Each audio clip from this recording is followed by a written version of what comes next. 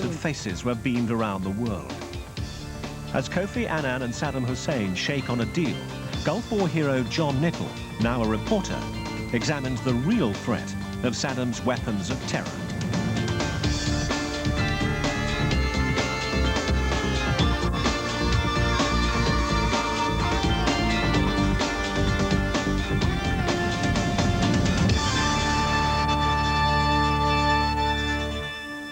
The politicians say that Saddam Hussein has got enough chemical and biological weapons to kill the world 3 times over. But what does that actually mean? Tonight, I want to try to get behind the hype and the sound bites to find out what we're actually going to do about Iraq.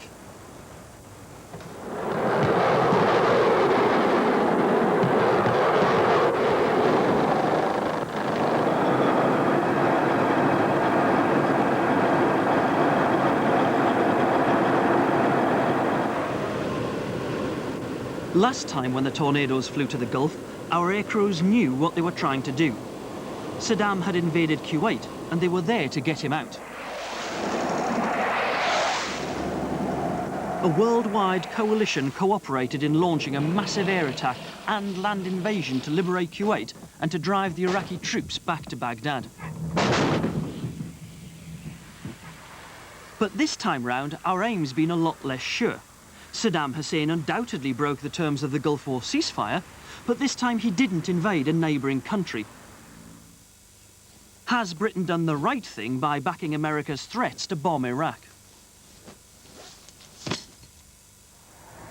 Last week, as the world argued over the crisis, I went to New York and Washington, where the real decisions were being made, and where feelings run high about how to deal with Saddam Hussein and his weapons.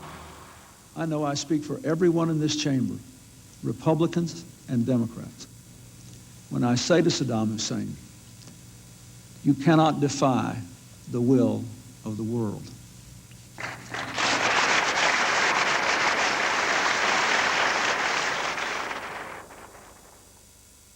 Washington, the ambassadors gathered in New York to discuss what action to take against Saddam. The first phrases we heard were, get Saddam, destroy his weapons of mass destruction. But now it all seems to be changing day by day. The latest objective seems to be thwart Iraq's capability to wage biological and chemical warfare, whatever that might mean. Does anybody know what we're really trying to achieve? Whatever happens, it has to be here in the UN where this crisis is finally solved. David Kay was the UN's chief weapons inspector and trusts the Iraqis about as much as they trust him.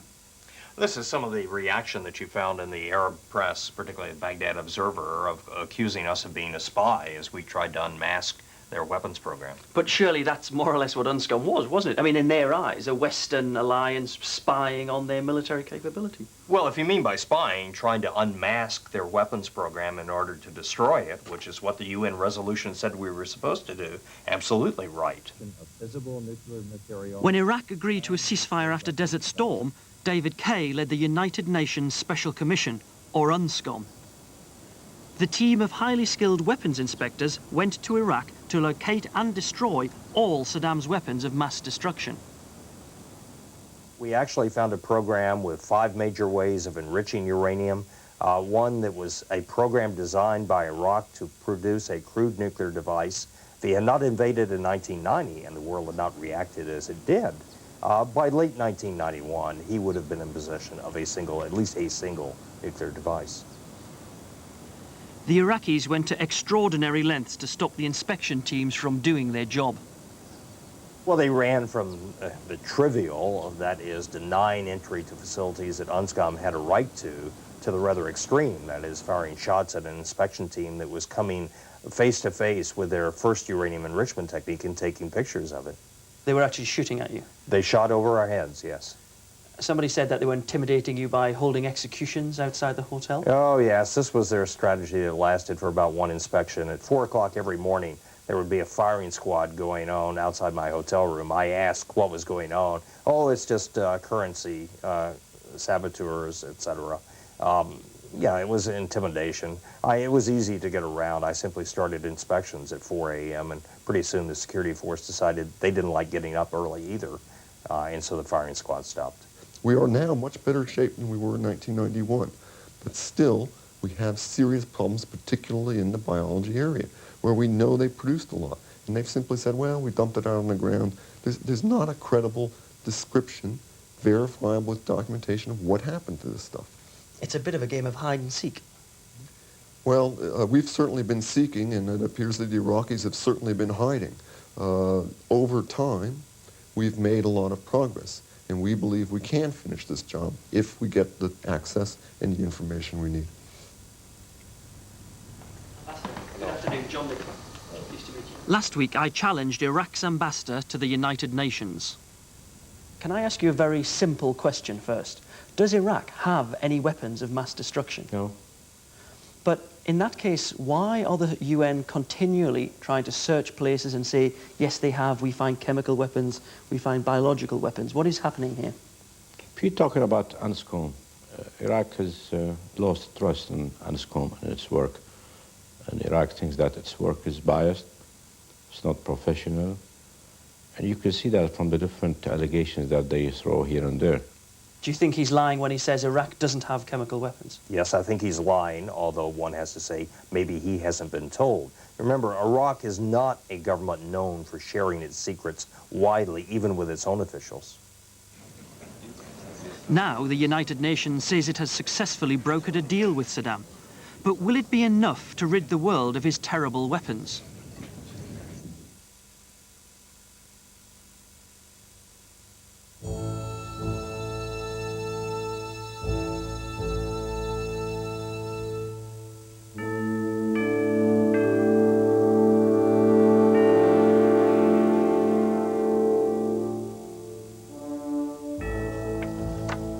These are images from a book issued by the Iranian government, actually. Images taken from the March 1988 incident in Halabja, northeastern Iraq, where 5,000 Kurdish civilians died as a result of an Iraqi chemical attack. When Saddam murdered 5,000 of his own Kurdish people at Halabja by attacking them with chemical weapons, it marked a turning point in his relations with the West. But even before that, he had used these horrific weapons in a different conflict, the Iran-Iraq War. So if the chemical weapons are found and destroyed, his scientists still carry the knowledge of how to make them. These weapons include the nerve agents sarin and VX, and the biological agents anthrax and botulin. The Iraqis have admitted to making thousands of tons of chemical agents, I think around 3,000 tons of mustard agents, some nerve agents, and but UNSCOM has greater success in accounting for and destroying those chemical munitions. According to documents released, 38,000 chemical munitions have been destroyed and 480,000 liters have been destroyed. That's not to say that that has accounted for everything, but a great deal of Iraq's capabilities have been accounted for and destroyed. Up until now, UNSCOM has not uncovered one biological munition. They have not found any evidence of those destroyed Iraqi agent stores. They've only destroyed one production facility. So I think that is the area of gravest concern, is the status of Iraq's biological weapons program. Anthrax, if you took a 5-pound bag of sugar and call this anthrax, this amount of anthrax could be spread, if it's spread over a city, let's say the size of Washington, it would destroy at least half the population of that city. Julian Robinson is a biological weapons expert at Sussex University. So, were the politicians' claims about the dangers to us all from Saddam's weapons accurate and fair? I think it says in this Foreign Office brief that 100 kilograms dropped off a building in central London could kill 3 million people. Well, in principle, that's right, if everybody stands up to be injected. It's rather like saying if you have 50,000 tons of lead bullets, you can kill the entire world. I mean, that's true in terms of the minimal effective dose of lead, or, in this case, the minimal effective dose of anthrax. The the task in facing people who want to make these weapons work is to spread them in such a way that people are going to inhale those doses efficiently. A recent terrorist outrage carried out by a Japanese cult occurred in the Tokyo underground 3 years ago. On that occasion, the killers used the nerve gas sarin. The Tokyo incident was a real sort of wake-up call. in this country has sort of heightened sensitivities regarding the potential for a terrorist attack, and now there's also a lot of thought that, well, terrorists may use chemical biological agents. So it hasn't happened, but the potential is there. At least 12 people died, and that was because the sarin gas was impure. It wasn't 100% pure, and the delivery and dissemination was not effective. So there are a lot of constraints against, the sort of the theoretical numbers, but you have to take the worst case scenario. Saddam has enough chemical weapons to kill the world 3 times over. Right, well, that's true. But he's not capable of killing the world 3 times over with that thing. It's like saying if Saddam had 30 billion bullets, he could kill everybody. Of course, it's exactly the same comparison as that. But not likely. It's misleading. It's hype. It's like when politicians go on the television and wave bags of sugar around. So this is enough to kill half the population of Washington if it were anthrax and not sugar. I think, unfortunately, our leaders are doing much the same thing now in this country. My specialty, if you wish, is looking at the good stuff going to bad countries. And so we keep a lot of databases here, and we follow companies that are transferring technology and machines. One man who knows a great deal about the history of chemical and biological weaponry and the part played by us in developing and exporting it is Kenneth Timmerman. There was a tremendous amount of commercial assistance to the Iraqis in the 1980s that came from Germany, that came from Britain, that came from the United States. Companies who are eager for profits were selling a great variety of technology and things, including bacteriological weapons strains that could be used to grow those weapons in Iraq. I have never seen any evidence that any Western government, be it Britain or the United States or Germany, ever wanted to see Iraq develop those weapons, but the companies got through the loopholes in the laws, the export control laws, and managed to deliver them, and the governments woke up a bit too late. In World War II, when we in Britain were planning anthrax bombs, we were talking of 1,000-bomber air raids to attack a German city with anthrax. I'm slightly confused that we in Britain used to think about anthrax bombs. That's not, we don't do that here, do we? I mean, that's we don't do nations. that anymore. But unfortunately, if you look to see who are the people who really developed this technology, then you have to look at us, you have to look at America, you have to look at Canada.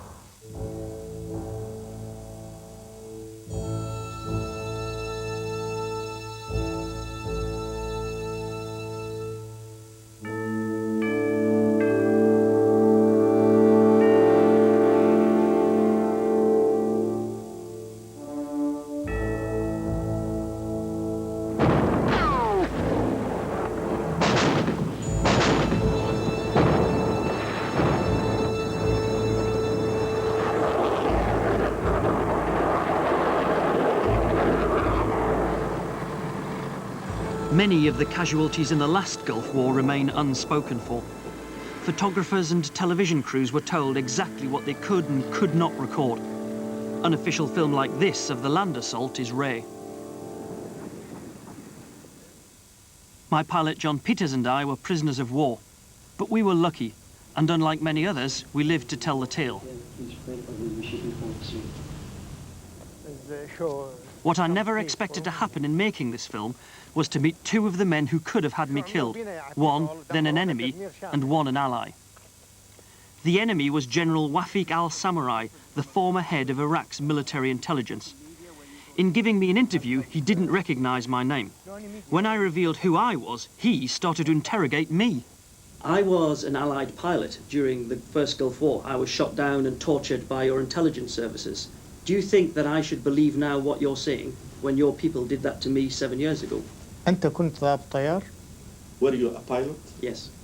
نعم. ما هي نوع الطائرة اللي كنت فيها؟ What sort of airplane was? Tornado. أين أسقطت؟ Where it was dropped down? Sure. At Al Ramallah airfield. شفتني ديا؟ في بغداد. Did you see me? Possibly. No. ربما. No. In our talk, General al-Samurai told me that Saddam Hussein has 40 to 50 long-range rockets and at least 100 biological containers designed to kill millions of people. Saddam might use terrorists to attack Western cities, perhaps London, with chemical, biological weapons. Is that a possibility? Sure. Do you think he has the means and the capability to do that? A terrorist does not need huge resources. He just needs a small container in a bag. Later, I was to meet the man who was the architect of the Allied bombardment, General Buster Glosson. His aircraft had nearly killed me, along with several other prisoners of war, when the prison I was being held in was bombed by the Allies. For the first time, I heard the full story behind the raid from the man who had ordered the aircraft into action. The bombing of the building that you were in, or the bombing near the building you were in, was not a mistake. It was intentional. I had received intelligence that you were being mistreated significantly, and it was reliable. And so I was caught in a dilemma of having to risk you continuing to be tortured and treated in a way that would ultimately result in the death of a few of you, or I had to make them move you. I had the 117s to drop a 2,000-pound bomb, two of them, in fact. But the desired impact point and the building itself were only about 30 feet apart. And so I realized that the margin of error was very slim, and it was one of the toughest decisions I had to make in the war.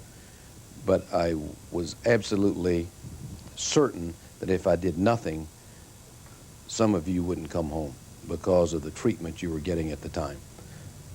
There are some things that I truly believe in war are worse than death. And there are elements of being a POW that's one of them.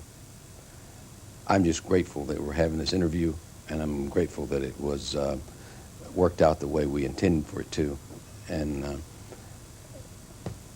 it was a close call, I can tell you. I mean, we heard that the first one came in and we knew it was close, and then the second one really did take the place apart. You know, the walls came down. The walls came down on me, and I was not buried in rubble, but I was covered in rubble. At one point, we had a little plastic ball. I had a little plastic ball, and I put it on my head in this reinforced concrete building, because I thought, you know, this building is going to come down and this plastic bowl is going to be able to protect me from this 30, 40 tons of rubble that's coming down on my head. And it didn't, but hey, we got out.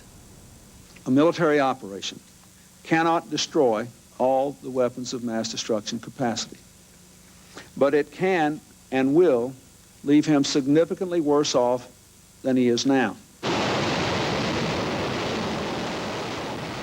Before sending in the ground troops during the last Gulf War, the Allies relied on a massive air bombardment.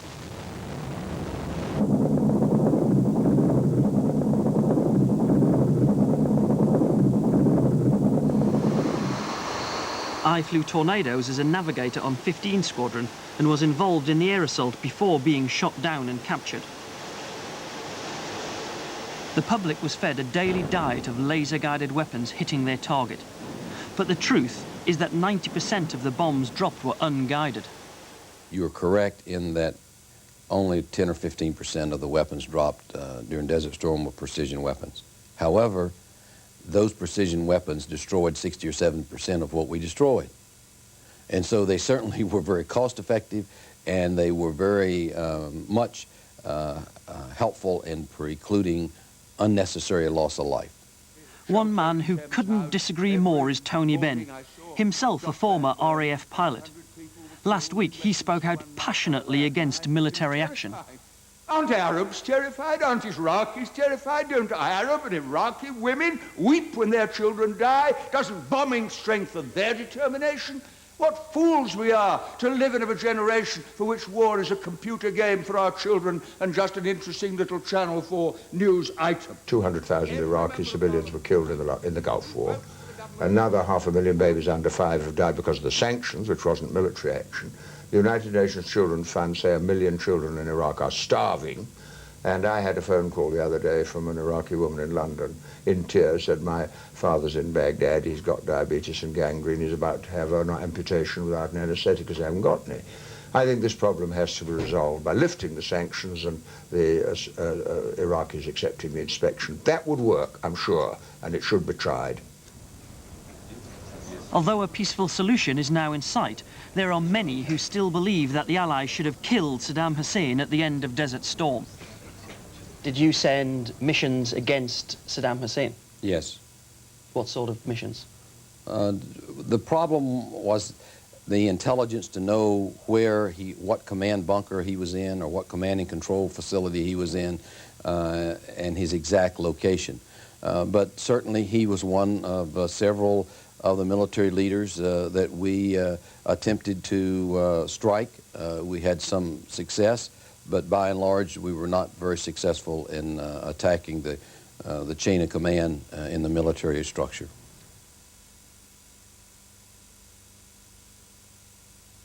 And force can never be the first answer, but sometimes it's the only answer. Yesterday, Saddam Hussein sidestepped President Clinton's threat of force when he shook hands on a deal with the UN Secretary-General Kofi Annan.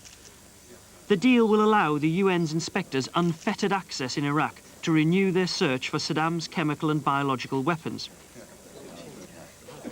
But with Saddam still in power, can anybody trust him this time to keep his word? These are some examples of the type of activity we've conducted when trying to inspect. If Saddam has finally agreed, this man will have the job of finding the missing weapons. Taken on the same day in June of 1996. We sought to inspect. Bear in mind, we've had 7 years of history here where it has not been fully telling the truth. Iraq was obligated to make a full declaration of these programs within 15 days after the passage of Resolution 687. It's now been 7 years, and we still don't have a verifiable declaration from Iraq, particularly in the biology area.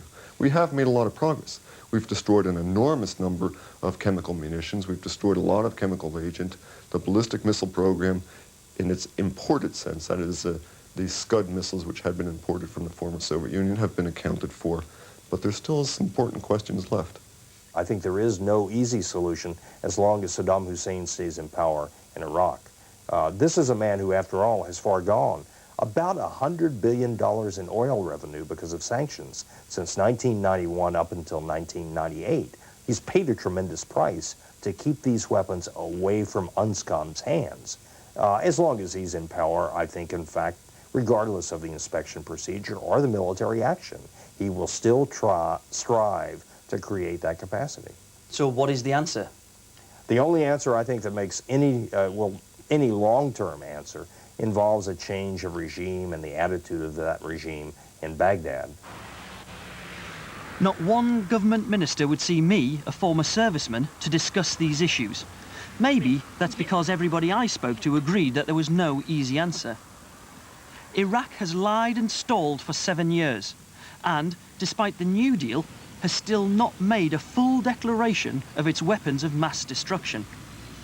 Even if we succeed in ridding Iraq of these weapons, there are many other regimes around the world waiting in the wings with similar weaponry.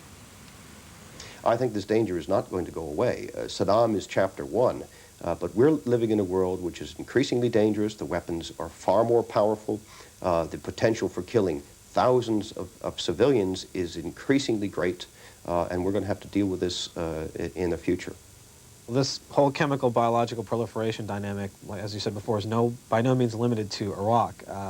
Iran, Libya, Syria, Egypt, even Israel have all been suspected or allegedly have chemical biological capabilities of some state or another.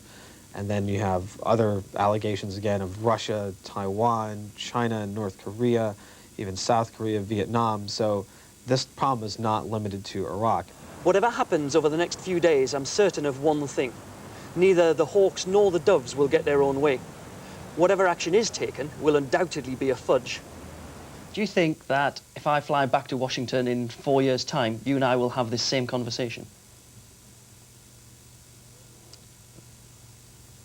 I can only say that I pray and hope we don't. I cannot be sure that we won't. I can be sure that if we do the correct thing now, that we won't have this conversation in 4 years.